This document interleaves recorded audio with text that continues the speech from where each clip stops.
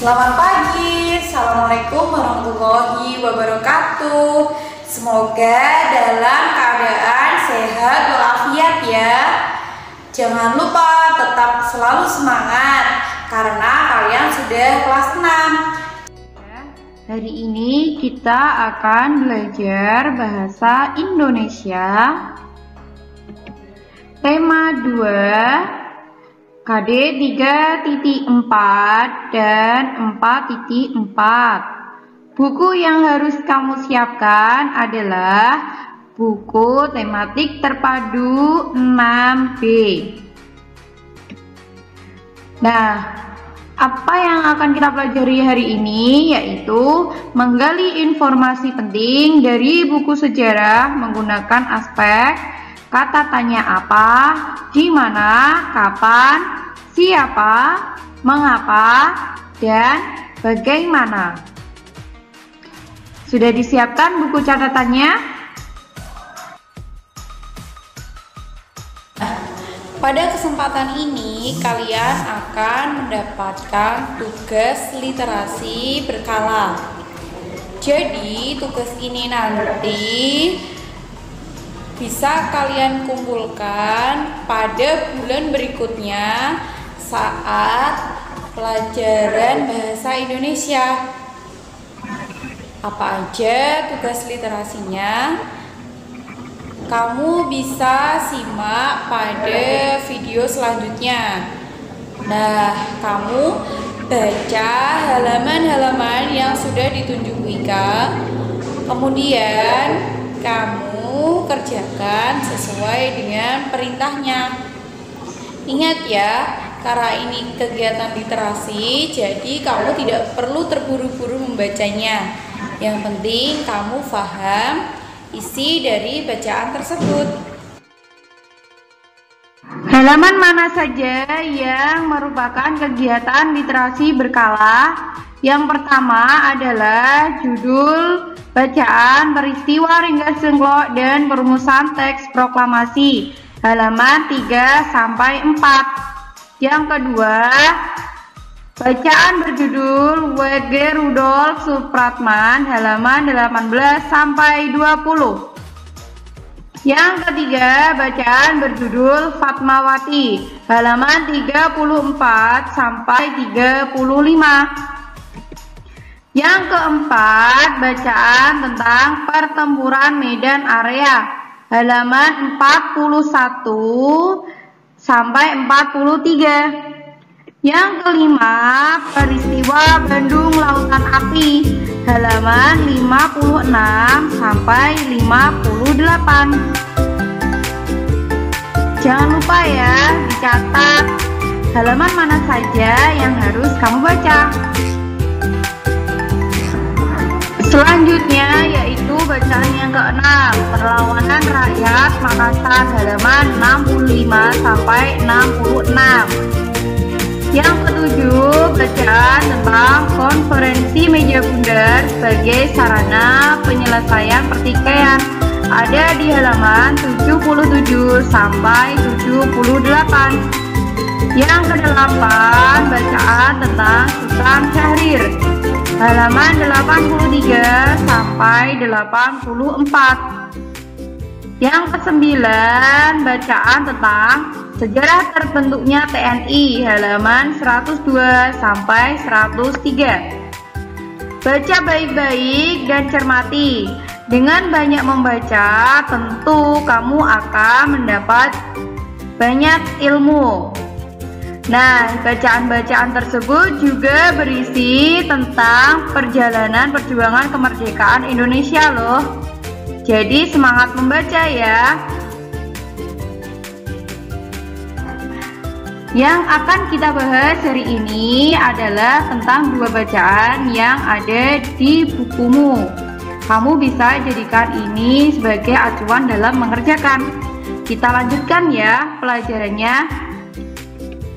Nah, kita akan membahas tentang informasi penting dalam teks sejarah. Sebuah teks bisa dikatakan memiliki informasi penting karena apa? Karena di dalam teks tersebut memuat informasi. Informasi bisa ditulis dalam bentuk peta pikiran. Untuk membuat peta pikiran, kamu harus memperhatikan hal-hal berikut. Informasi penting dalam teks sejarah bisa dibuat dalam bentuk peta pikiran. Nah, apa aja cara membuat peta pikiran? Yang pertama adalah kamu harus tahu ide pokok. Pada pembelajaran yang lalu, kita sudah belajar tentang ide pokok. Ide pokok bisa dilihat dari kalimat utamanya, dilanjutkan dengan kalimat penjelas, kemudian kamu simpulkan isinya. Kemudian, setelah mengetahui ide pokok, kamu temukan kata kuncinya. Jika ada kata yang sulit, kamu bisa mencari arti tersebut dalam Kamus Besar Bahasa Indonesia secara virtual. Dengan cara buka Google atau Chrome, ketik saja kata yang tidak kamu paham, pasti di situ ada Kamus Besar Bahasa Indonesia yang membantumu menerjemahkan. Nah, jika kamu juga menemukan kata kunci yang sulit atau kata sulit, kamu bisa menggarisi bawah terlebih dahulu sebelum kamu cari artinya. Kemudian, setelah dua langkah tadi, buatlah daftar pertanyaan. Pertanyaannya bisa menggunakan pedoman 5W1H. Yang pertama yaitu pedoman what atau dalam bahasa Indonesia apa. Apa digunakan untuk menanyakan suatu keadaan atau peristiwa yang terjadi. Kemudian yang selanjutnya adalah where atau di mana. Kata tanya di mana digunakan untuk menanyakan tempat. Kemudian menggunakan kata when atau kapan. Kapan digunakan untuk menanyakan waktu. Kemudian who yang artinya siapa. Siapa digunakan untuk menanyakan nama orang atau nama tokoh atau penokohan. Kemudian why.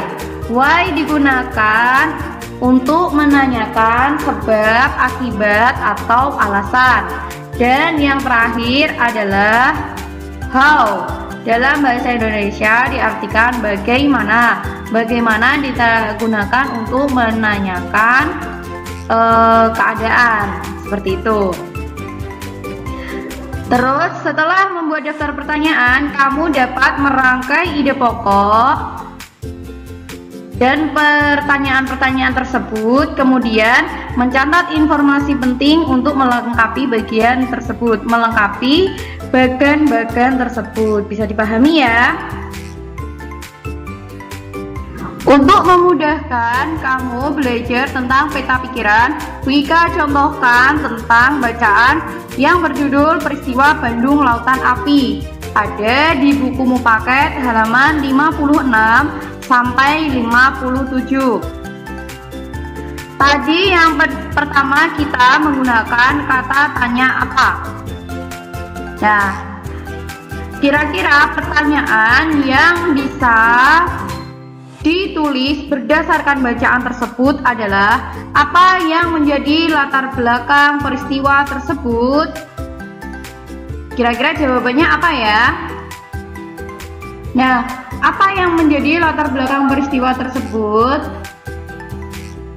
Yang menjadi latar belakang peristiwa tersebut adalah pasukan yang mendarat atau pasukan Inggris yang mendarat di kota Bandung ingin menguasai wilayah Bandung. Nah, jadi berdasarkan kata tanya apa, kamu bisa memperoleh informasi terkait suatu peristiwa yang terjadi di Bandung Lautan Api. Kemudian kita menggunakan kata tanya di mana. Di mana peristiwa tersebut terjadi? Tentu jawabannya adalah di Bandung, Jawa Barat. Selanjutnya kita menggunakan kata tanya kapan.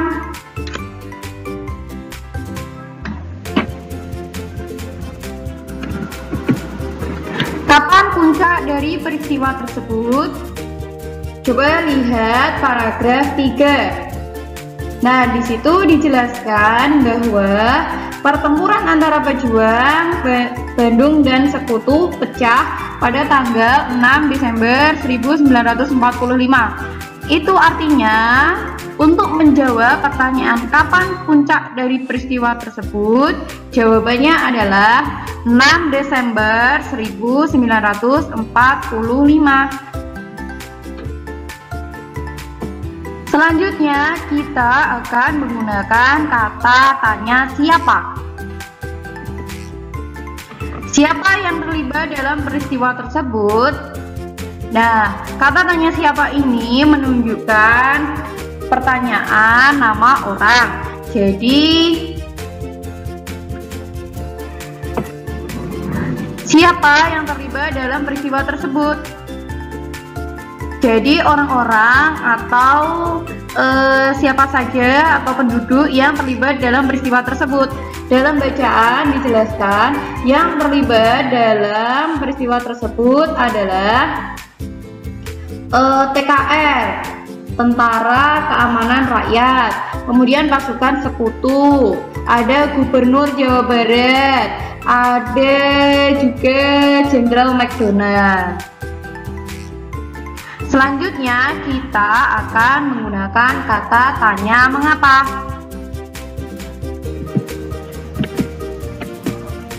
Nah, mengapa pejuang membumi hanguskan wilayah Bandung Utara? Coba kamu cari tahu dalam bacaan. Kata tanya mengapa ini merujuk pada jawaban yang menyatakan sebab atau akibat atau alasan terjadinya sesuatu. Kira-kira jawaban apa yang tepat untuk menjawab pertanyaan mengapa pejuang membumi hanguskan wilayah Bandung Utara? Kamu bisa lihat paragraf ke-7. Kalimat yang pertama menjelaskan bahwa keputusan membakar kota Bandung memiliki tujuan yang sudah dipertimbangkan dengan matang-matang. Langkah pembakaran kota Bandung bertujuan untuk mencegah pasukan Mika dan pasukan Sekutu memanfaatkan kota ini sebagai tempat atau markas. Nah, di situ tertera jawaban atau tertera kalimat yang dapat menjawab pertanyaan mengapa pejuang membumi hanguskan wilayah Bandung. Jawabannya adalah karena untuk mencegah pasukan Mika dan pasukan Sekutu yang ingin memanfaatkan kota Bandung Utara ini sebagai tempat atau markas mereka.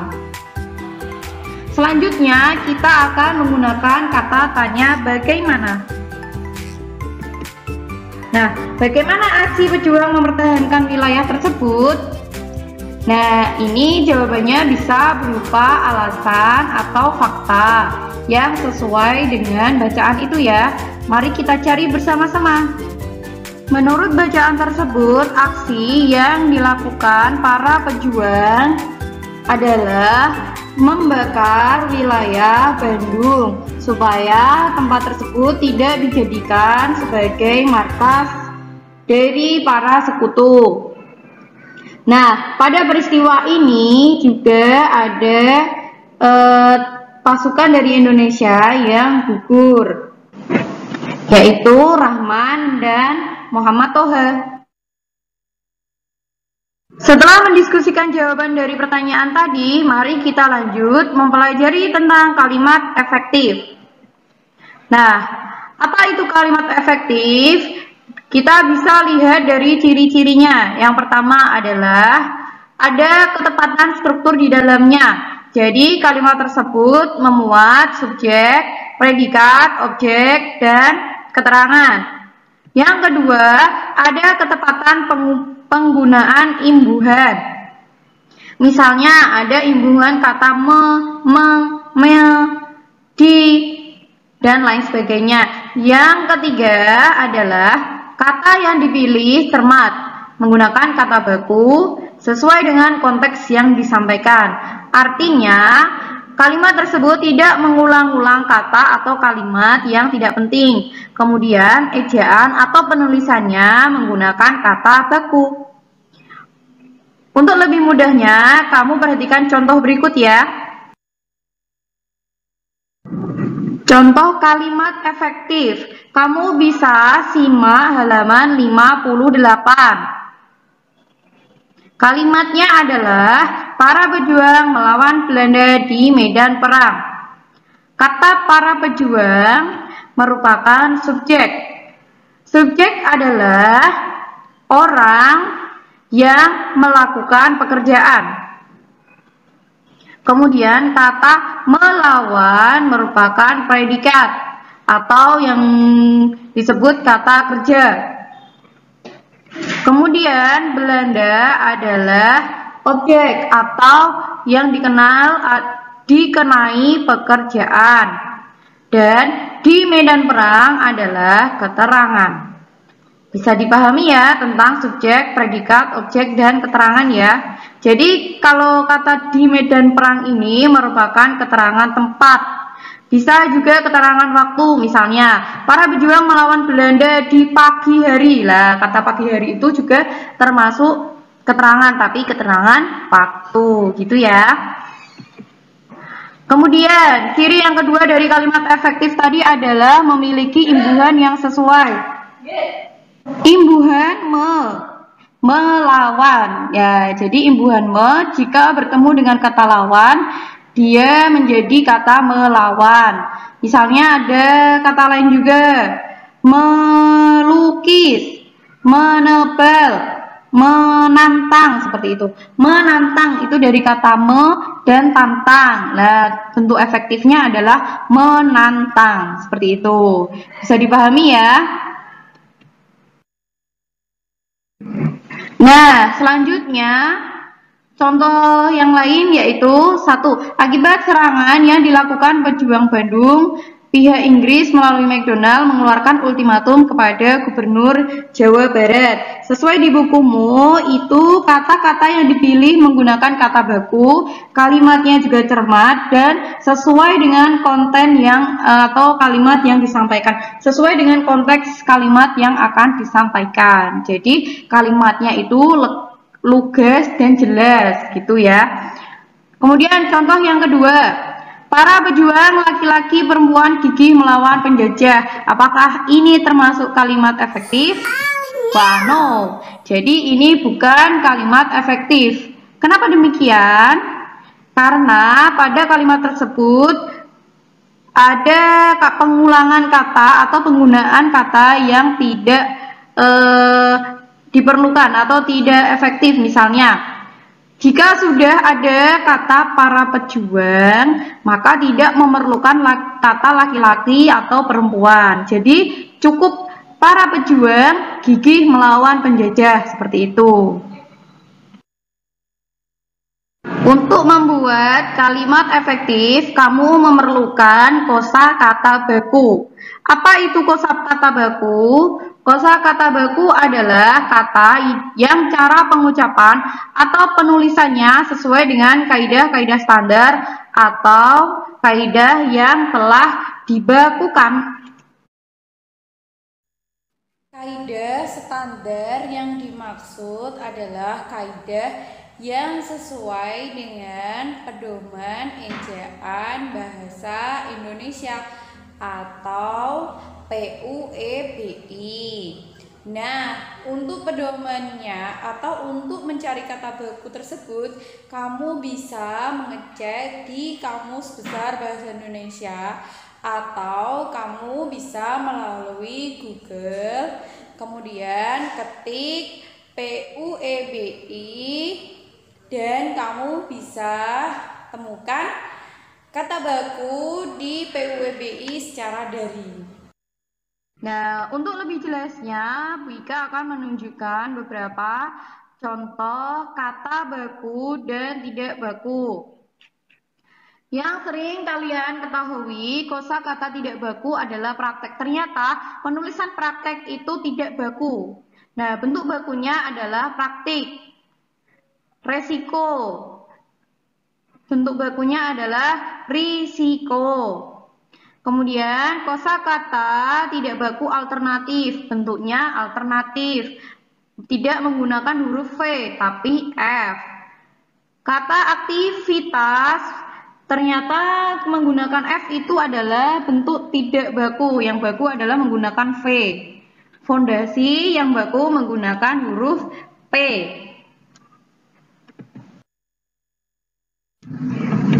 Contoh lainnya, ada ekspor. Ternyata bentuk bakunya tidak menggunakan huruf T, hanya ekspor. Kemudian izin, yang baku adalah menggunakan Z. Bentuk tidak baku jadwal, yang baku menggunakan huruf W. Kemudian tidak baku dari kata jenderal, yang baku adalah jenderal.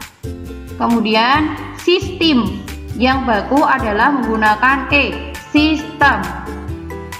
Nah, untuk menemukan bentuk kata baku lainnya, kamu bisa cek di kamus besar atau kamus umum bahasa Indonesia, atau kamu bisa ngeceknya secara virtual ya, seperti penjelasan Bu Ika sebelumnya. Terima kasih anak-anak atas perhatiannya. Semoga kalian bisa memahami materi bahasa Indonesia ini ya. Jika kalian belum paham, segera ditanyakan ya.